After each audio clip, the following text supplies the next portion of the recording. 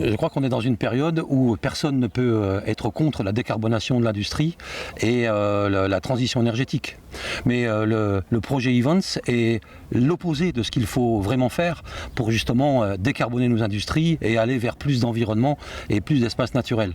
Le projet Evans, c'est quoi? C'est d'installer une usine Seveso, une usine de production d'hydrogène, en plein milieu d'un espace Natura 2000, entre deux étangs qui ne sont pas des étangs morts, contrairement à ce que dit Geocel, le porteur du projet, avec création, entre guillemets, d'une centrale de photovoltaïque de 500 hectares sur l'ensemble des étangs de Lavalduc et Langrenier. 500 hectares, c'est 1,5 million de panneaux photovoltaïques posés sur cette eau.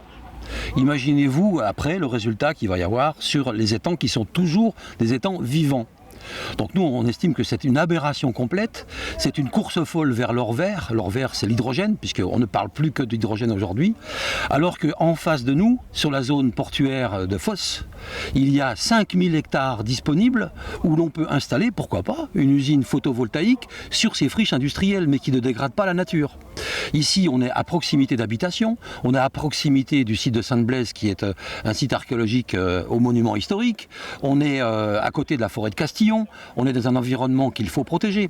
Nous, notre position à Génération Écologie, c'est simple, c'est de dire les étangs de Istres, Saint-Mitre, Port-de-Bouc jusqu'à Fos doivent être protégés, non seulement protégés mais réhabilités. Il faut créer un parc régional des étangs, une zone humide qu'on pourrait, entre guillemets, avec une politique et une stratégie et des moyens, amener à revenir à un état naturel et offrir un peu à la population et à tous les citoyens, qu'ils soient de Fos ou d'ailleurs, un espace naturel.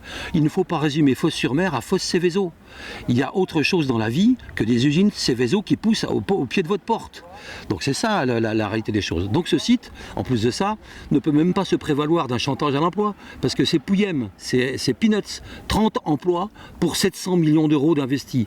700 millions d'euros d'investis qui viennent de où? En partie d'argent public, c'est du gâchis. Donc il y a mieux à faire avec cet argent public-là, il y a mieux à faire en termes d'emploi, il y a mieux à faire en termes de transition énergétique. Donc non au projet Evans, à cet endroit-là, c'est une aberration. Alors, une concertation publique, dans le cadre de la Commission nationale du débat public, va être organisée. Et la première réunion est organisée le 2 avril à Fos-sur-Mer, à la Maison de la Mer. Donc les réunions de débat public, c'est n'importe qui peut venir s'exprimer pour ou contre le projet proposé. Donc nous, on va s'y rendre, en force, pour dire nos choses, pour dire nos opinions. Nous sommes dans l'économie responsable, l'économie autrement. Donc nous ne sommes pas des votes en guerre, etc. Donc on va y aller, on va expliquer nos positions, on va expliquer pourquoi on s'oppose à ce projet-là et faire d'autres propositions. Voilà ce qui se passe. Et le collectif Sauvons les étangs, qui est un collectif exemplaire à notre sens, puisqu'il se situe vraiment sur l'intérêt général et l'intérêt de l'environnement du cadre de vie, eh ben, il sera également en force. Vous avez vu le résultat de la manifestation, beaucoup de monde qui venait d'un peu de partout, de Martigues, de Istres, de Port-de-Bouc, de Saint-Mitre, de Fos. Donc les gens sont motivés, les gens sont intéressés, et pourtant tellement peu de personnes connaissent encore ce projet. Donc aujourd'hui, on est sur une démarche de prise de connaissance et de prise de rendez-vous, entre guillemets, sur la construction de ce projet qui va prendre des mois et des mois avant d'être validé. C'est pas demain que le projet va être validé. Il y en a au moins pour 6 mois à 1 an.